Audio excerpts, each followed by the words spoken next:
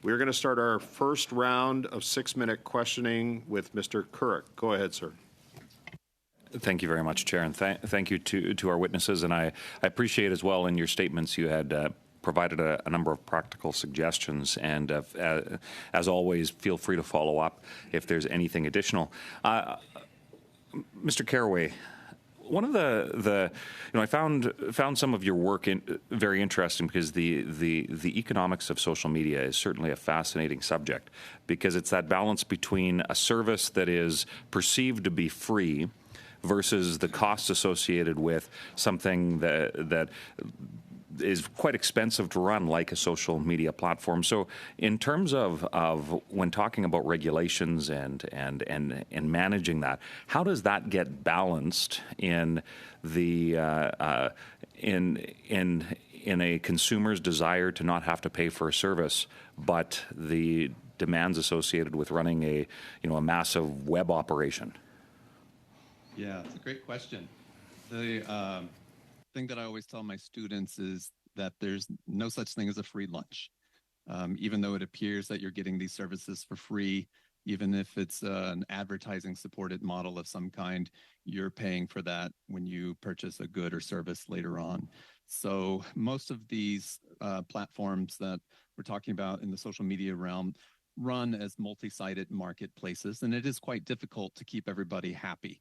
As I alluded to, you're trying to keep the advertisers happy, but the advertisers want as much information as possible about the users. The users just want to be left alone and use the platform, but they also don't necessarily want to pay for it. That's never a popular thing, except maybe in some online streaming context when you're looking at services like Spotify or Netflix. And so, but even in the subscription-based models, even a company like Netflix that isn't necessarily doing the same sort of data harvesting that a company like Meta or Alphabet is doing, they also are gathering data on how the users use the platform and are deploying AI for recommendation systems, et cetera. So there's always an economic imperative for the advertisers to demand more data, therefore the platform operators will harvest more data. I think that speaks to the need for the government to step in and say, well, here are the enumerated rights that we consider privacy for citizens. And I don't mean just including it in a preamble, but actually putting those in legal tests. So And if I could, and I apologize because we only have a very, very limited time here. Now, if I could just ask you to follow up on that in about 30 seconds, because I'd like to ask some more questions, but the specific context into making sure kids are protected in that, could you maybe expand a little bit about how that plays into making sure that kids are protected from online harms and what that looks like in the context of young people?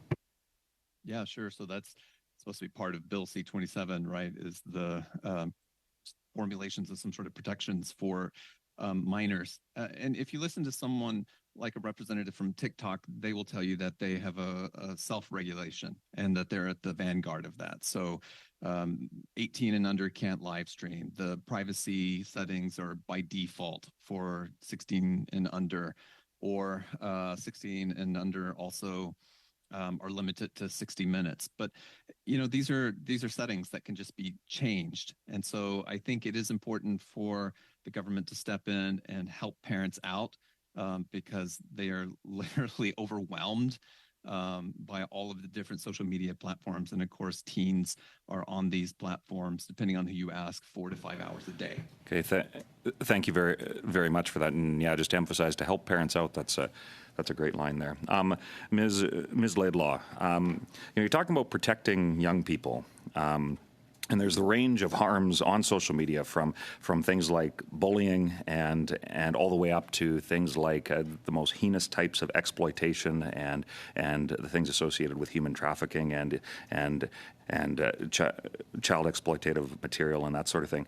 So in the context of social media and young people, what's the government's role in terms of developing regulations and then social media platforms' role in terms of trying to create frameworks that deal with a massive range of possible challenges that we face here. And it's about a minute and a bit left. I know it's a big question, so hopefully that's enough time for you to give some feedback to the committee. Yeah, thank you. And I mean, it's an enormous question, but it's the money question, right? And I will keep it brief and state that it's crucial that government plays a role, because thus far we've mostly relied on corporate self-governance, and it hasn't worked. I mean, we're seeing all kinds of harms happen online. What we do need, though, is a regulator, because a regulator can be more agile in dealing with this. It's too cumbersome for some of these concerns to work through the courts. We need the help to sort of set practices. But each platform is different. And so the platforms really do need to come up with solutions for their spaces. It's just there needs to be a method to hold them accountable for it, right? That they need to basically demonstrate to some regulator the steps that they're taking to protect children. I think we do need to divvy up the harms. If you're talking about specific child protection measures to look at child sexual abuse images, intimate image abuse, trafficking, these are crimes, and there are the primary actors which need to be, to the extent they can be found and prosecuted, they should be the targets. But there is a separate responsibility and special duties that should exist for platforms. Okay, But thank when you. it comes to Thank you. child, Thank you, Ms. Am I Laidlaw. done? Yeah, I'm sorry. Worst part of my That's job. fine. Thanks, Worst part guys. of my job Yeah. is cutting people off.